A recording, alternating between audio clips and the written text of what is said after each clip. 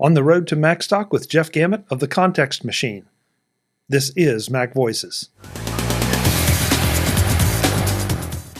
Today's edition of MacVoices is brought to you by the MacVoices Dispatch, our weekly newsletter. Visit macvoices.com/newsletter today, sign up, and stay up to date. Welcome to MacVoices. This is the talk of the Apple community, and I'm Chuck Joyner. Folks, we keep on going down the road to Macstock. It's getting closer and closer, and our list of presenters is getting shorter and shorter, the presenters we haven't talked to. This time is going to be a little different because we're going to talk to a presenter who has a session, and he's also doing another session as a co-presenter. So we're going to do it just a little bit differently this time around. Jeff Gamet is here. Jeff, great to see you as always.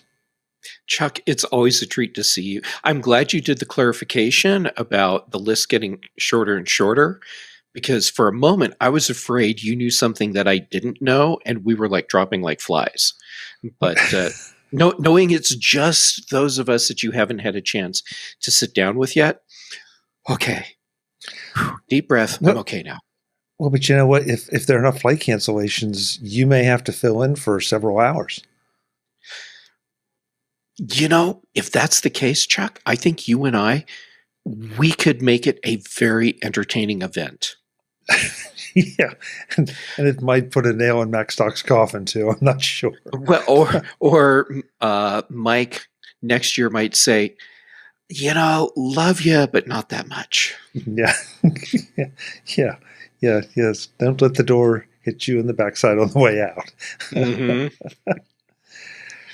Well, so this year you're going to do a little bit of a different kind of presentation because you're semi-coordinating with another presenter on your solo topic. And I thought this was interesting because we have already talked to Kirsten Sia about this, and she referenced it, but she didn't tell us much about how you're going to handle it.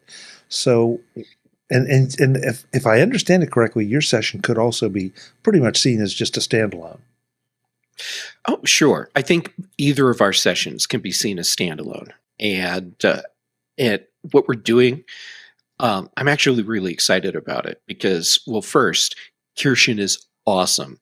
And I am totally looking forward to her session. But when you put them together, mine is like a really nice setup to go into hers. Kirsten, she's talking about smart home automation. And if anyone's going to talk about it, well, it might as well be her because she's so good at what she does. My presentation is about getting into the whole smart home thing and getting stuff set up, and how do you really jump into this, and how to avoid all the mistakes that I have made. What do you do if something goes wrong? And how do you set up a game plan to get into all of this without letting yourself get overwhelmed? Because it can be super easy to just let this spiral out of control and consume you, and then get super frustrated because it's not working the way you want. The frustration part, I think you just hit a lot of people's hot button, because I know I've felt that way at times, not just when things don't work, but when a system upgrade comes along or a firmware upgrade for one of your smart home devices, and all of a sudden you have to start redoing them. And I've had that happen several times, and you start to shy away from the more sophisticated things that can be accomplished because you don't want to have to redo that sophisticated thing all over again when one of those updates happens. Sure. And it can feel like it's really fragile at times. And if you redo something, change something, what's going to break? And knowing ahead of time where to expect problems to come up makes it a lot easier to decide if you really do need to add in those new sensors or new lights or new whatever it is, or if what you have right now should just stay as it is. But that said, when it works, it is super convenient and it sucks you in because you think, oh, I did this. It would be great if I could do that. And then you look it up or research it a little bit. It's like, I can do that. And so it, even with frustration, it still pulls you back in. Oh, absolutely. I don't think it's any secret that I have a great deal of frustration with the whole smart home device market, or the state of smart home, if you will. And yet, I have all three of the major voice control platforms in my place. I have a list of devices that I'm controlling that's probably longer than I am tall, and I have automation set up and all these triggers. So there's tons of things that are happening that I've set up. And yes, when it works, it is so cool. And when it doesn't, it is so frustrating. So you have all three devices, the A Lady, the S Lady, and the G Lady. Yes. So you'll be addressing things. Are you going to take them separately, or are you going to just try to take things that can be, I guess, cross all devices? What's the approach going to be? Well, yes, I'm going to be talking about all three of our voice control platforms, because they also are part of what is the underlying platform. So when you're talking about the A Lady, you're also talking about Amazon's whole platform. When you talk about the G Lady, you're talking about Google Home. When you talk about the S Lady, you're talking about HomeKit. So I'll be addressing all of those and and helping people figure out which is the right platform for them, and how do you get into a platform where you're not in a situation where if you need to back out or switch, you can't do that. And for most people, I don't think they'll need at some point to switch to a different smart home platform. But knowing that's an option ahead of time, that can temper how some people decide to go with their device purchases. Wow, that's going to be a challenge, I would think. And I only have 40 minutes. How am I going to do all of this? Well, this could be part one, and maybe next year will be part two. And come back for the second half of the presentation. There we go. Yeah. But you bring up an interesting point that, we all think of them as the SA, the S Lady, A Lady, G Lady. You kind of forget that there are platforms underneath them supporting them. And that's going to be an interesting approach that I admit I don't know that I've ever thought of it exactly that way. I think of, okay, I want the light on the left side of the sofa to turn on, so I know who to tell what to make that turn on, without really thinking about which platform it's on. And so it sounds like there's potentially a bit more depth that we should be paying attention to. There is, but what you're visualizing, I mean, this is so common because this is what the major players want us to be looking at. But here's another consideration: when you're setting up your smart home, do you need voice control? And the answer may be no, you don't. Which sounds kind of crazy with the way so many people use their devices, but voice control isn't a requirement for smart home gear and controlling smart home devices.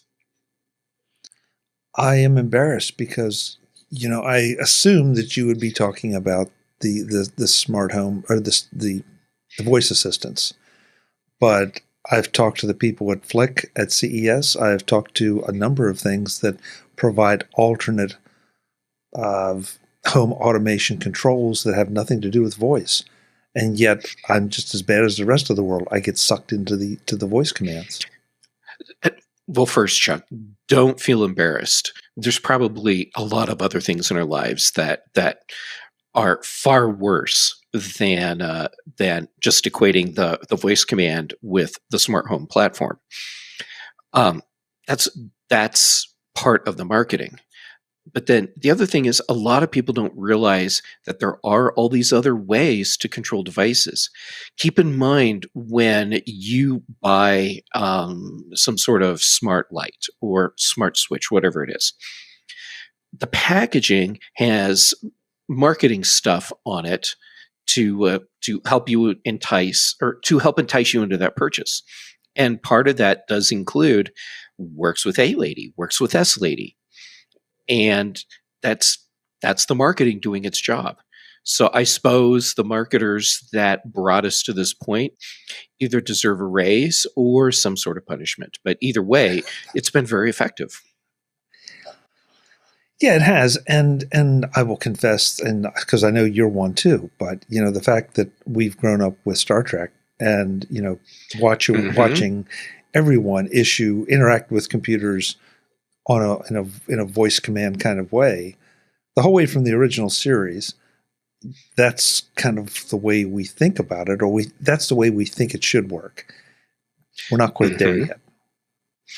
And if you think about why we ended up with this utopian idea of voice control for computers, it's actually kind of funny. It's really a tool that the producers and writers needed to explain things that are happening. Having someone just type on a keyboard isn't compelling storytelling.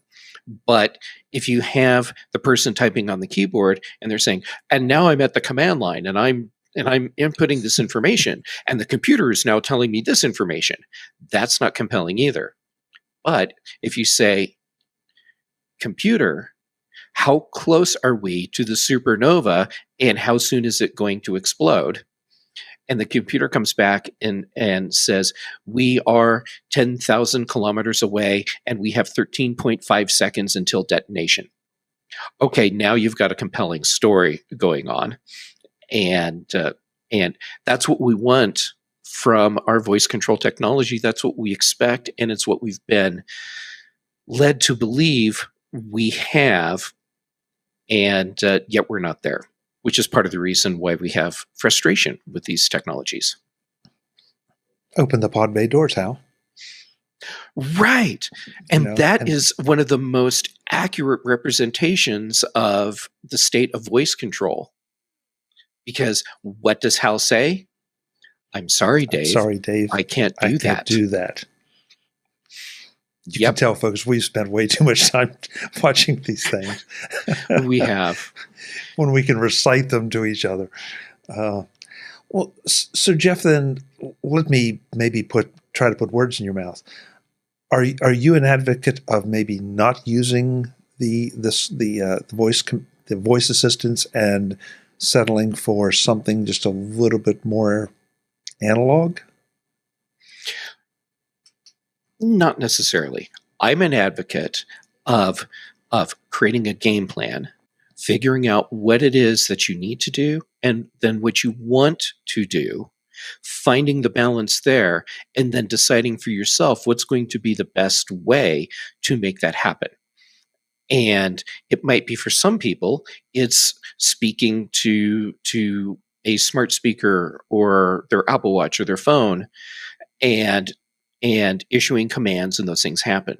For other people, it might be setting all of these things up so that there's all this automated interaction happening and it's just in the background doing its thing. And for other people, it's going to be a combination of those. I'm in the combination group. Okay. I think I end up being in the combination group as well, because sometimes actually speaking to one of my devices, well, the S Lady specifically, through the speakers does not always work. But if I reach down and tap and press my watch crown and say, remind me about X at 5:30 p.m., it's flawless. As long as I have connectivity, it's flawless. And so I've trained myself to some degree to just, if I have both hands free, that's what I'll do, and then I know it's going to be perfect. And if I don't have both hands free, then I have to pay a little extra attention and make sure that she understood what I was asking her to do. So, but yeah. that's an interesting way to look at it. And I know a lot of people don't like to do the compromise thing, but sometimes it just is the path of least resistance. Well, and sometimes it's the most efficient way to make it work as well.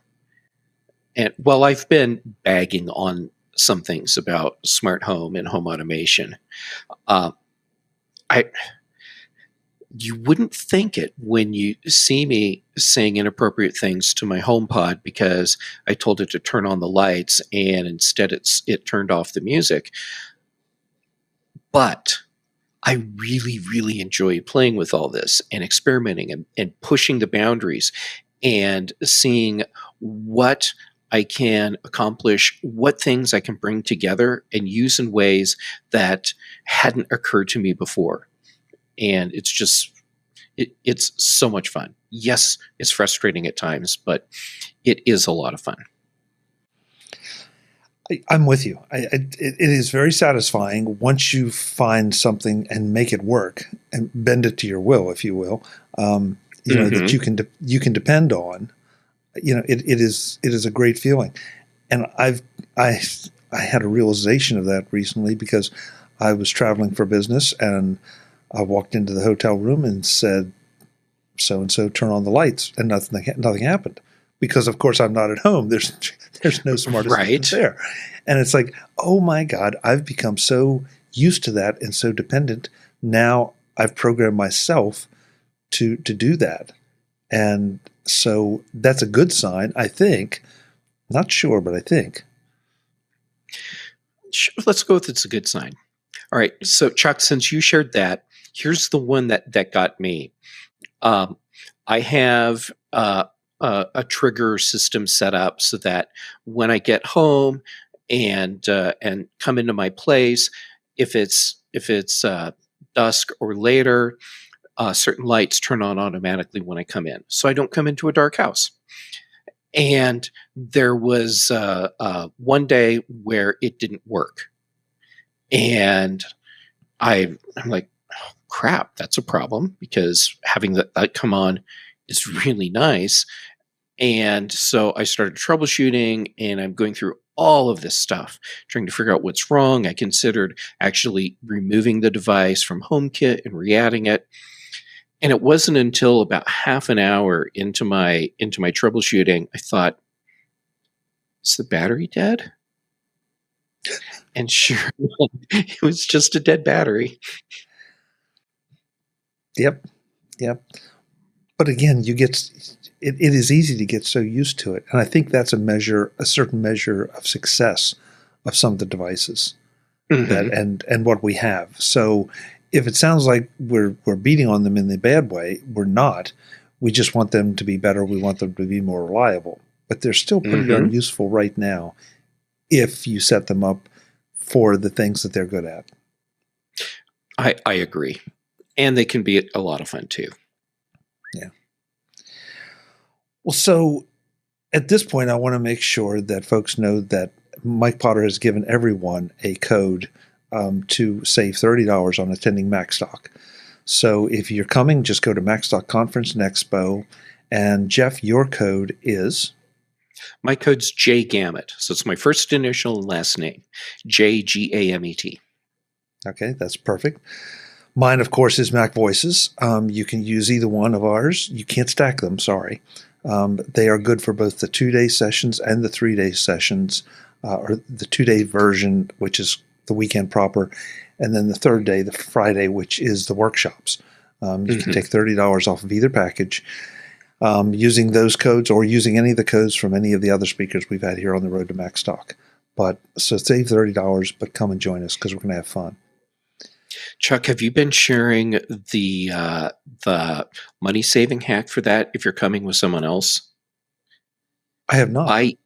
Buy each ticket individually instead of buying them together. So like if you and a friend are going, don't buy your tickets together. Buy one ticket, then buy the second ticket because the discount code gets you $30 off your order, not $30 off per pass. So just do 2 orders or however many orders, and then each order gets a 30% off. No, that's very nice. I didn't even think about that hack. That's very cool. That's very I'm cool. all about saving money, unless it's yours, Chuck, and then I love spending it. Yeah, well, yeah, you're good at that. It's like, have you tried this? Yes, no, yes, it's on its way from Amazon. Yeah. Well, speaking of saving money, the other session that you're going to be involved in has to do with getting more for your Apple dollar.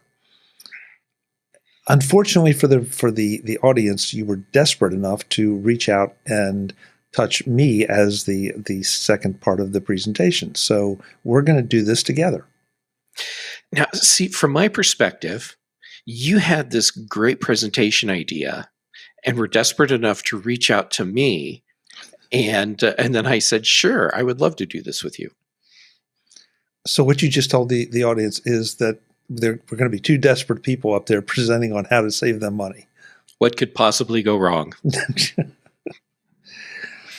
So I think it's important to note that the genesis for this idea of the dual presenter presentation came from a MacVoices episode Jeff and I did, where he helped me review and evaluate the new Wacom tablet, and our conversations went back and forth because Jeff and I would approach that particular device so radically different. Jeff's a whole lot more. In fact, he is a graphic artist.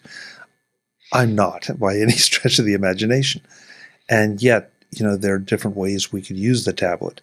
And that's sort of where we came up with the idea of, okay, as you go to purchase devices and how you make those choices, really can affect how much money you spend on them. So we're going to go through, and I think it's fair to say, try to give a bit of a checklist for various devices on the things that they should look for and how they should think about them, which might result in saving money, might result in spending a little more money, but we're going to bill it as saving money. Yeah, I think that's a really great way to describe it. And when we're done, people should have at least a mental checklist that they can work through and decide what are the right purchases for them. And frankly, it was enlightening when Jeff and I started to talk about doing this presentation and build out our presentation. Things that he would say about a device that I thought, well, yeah, this is the obvious way to think about it. And he would say, well, how about this? It's like, ooh, you're right, and that was not in my equation. I'm always trying to push your boundaries, Chuck, in a good way.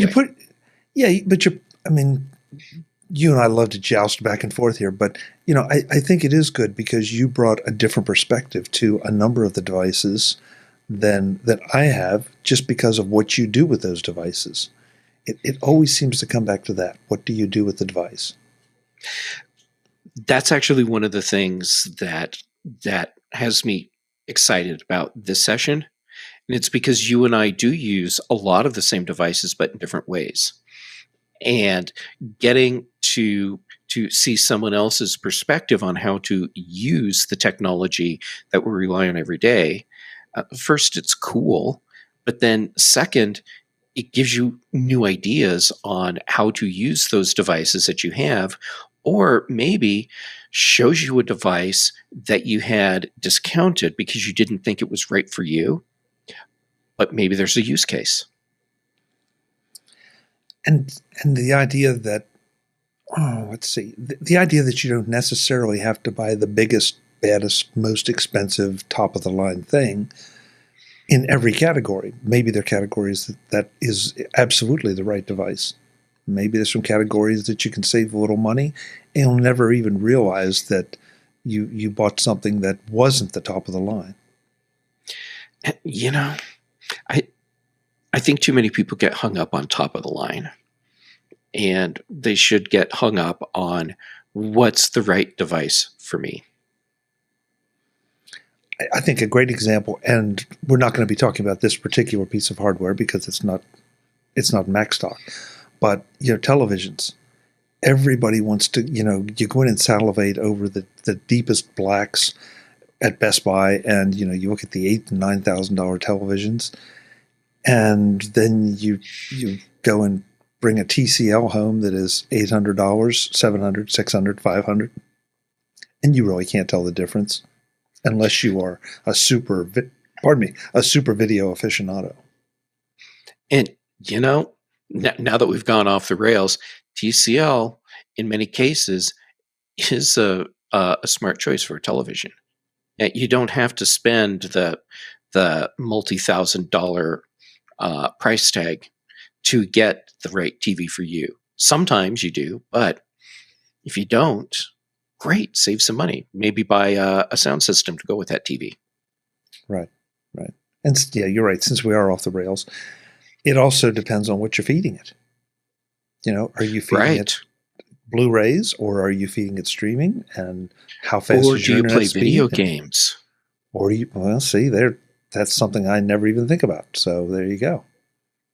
Yeah. If you're doing like high-end games on a new Xbox or a PS5, and you don't have that 120 hertz refresh rate, you will probably notice. Yeah. So since now let's pull back on the rails. That's the kind of approach we're going to be taking to the devices that this audience would much more likely be looking for, shopping for, purchasing. Chuck, do you think it's safe to say that we will probably talk about some devices that people have seen, maybe have even used, but aren't using to their full extent, or aren't using them in ways that they could be? I think that's fair to say. And I think it's also fair to say, pardon me, I think it's fair to say that we're going to have a tough time getting through everything we want to get through in our 40-minute slot. Right. It's bad enough giving me 40 minutes to talk on my own. Give both of us that at the same time. We will at least have fun and hopefully be able to share one or two things that can help someone else. Agreed. We will definitely have fun. And you can also come and sit with us at dinner if you want to hear the rest of it. There you go. If you can't tell, folks, we're going to have a great time at Macstock Conference and Expo. We want you there because, who doesn't like to share fun? So make your plans now. This year is going to be extra special because we are now in a new venue. We're all under one roof. If you don't want to drive anywhere, you don't have to for food or for your room or anything else. You just land there and you're there for the whole weekend.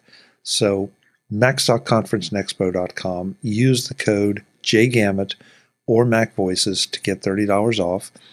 Use Jeff's hack if you're bringing a friend. Mm-hmm.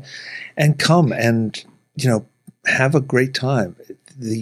It's difficult to explain to someone who hasn't been there just how welcoming the crowd is. There are no strangers. They're just friends you haven't met yet. And as soon as you walk in the door, you'll start making those friends.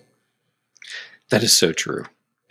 I look forward to Macstock every year, and I tell people this is like going to a family reunion, but the good kind.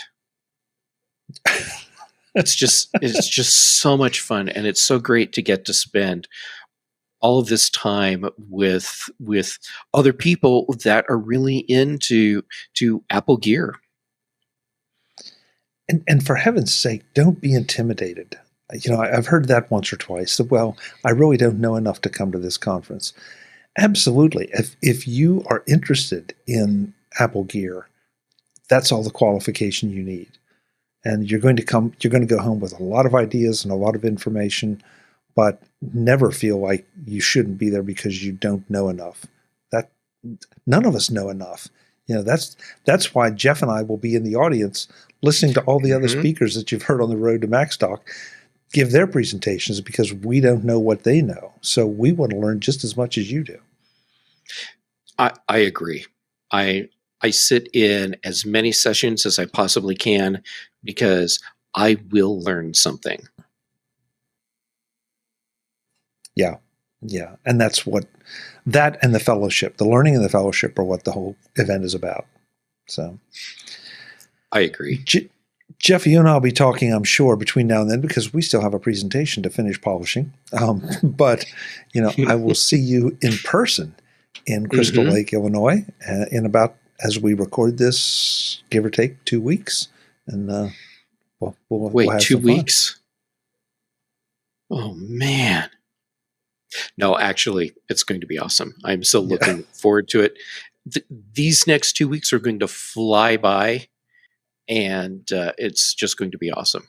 I'm super excited to get to hang out with you, Chuck, to get to hang out with all the other speakers. At this point, I think all of them are personal friends. I'd have to go back and look at the list again. But then to get to hang out with everyone else that comes, there are people out there that I've interacted with for years through podcasts because they watch or listen, and to get to spend time with these people in person, it's just wonderful because now we get to take that conversation that is happening out of sync because they listen after it's recorded and then respond, and so it's all out of sync. But doing that in person is so cool and so much fun. Yeah, absolutely. If there's a downside to it, it's that you don't get much sleep, but that's also an upside because you just have that much more time to interact. Yep. All right, so we're going to get out of here. Macstock Conference and Expo.com. Go and register, make your hotel reservations, make your plane reservations, and get there because we're going to have a blast. Jeff, I'll be talking to you in between, and I'll see you in Crystal Lake. Chuck, I'm so excited to get to see you in Crystal Lake and everyone else too. Please come say hi. Folks, I'm Chuck Joyner. This is MacVoices. We will have more on the road to Macstock because we still have a couple presenters, I believe, to corral. But I'll get it done, I promise you. Well, maybe not. I'm not going to promise you because sometimes they can be hard to catch up with because they're busy polishing their presentations. Until the next time, and as always, thanks for watching. Visit MacVoices.com for show notes and to connect with Chuck on social media. Get involved in our Facebook group or like our Facebook page, and get more out of your Apple tech with MacVoices Magazine, free on Flipboard and on the web. And if you find value in it all, consider supporting us through either our Patreon campaign at patreon.com/MacVoices or by making a one-time donation via the PayPal link on our front page and in the show notes of each episode. You will join these fine people who help bring you MacVoices.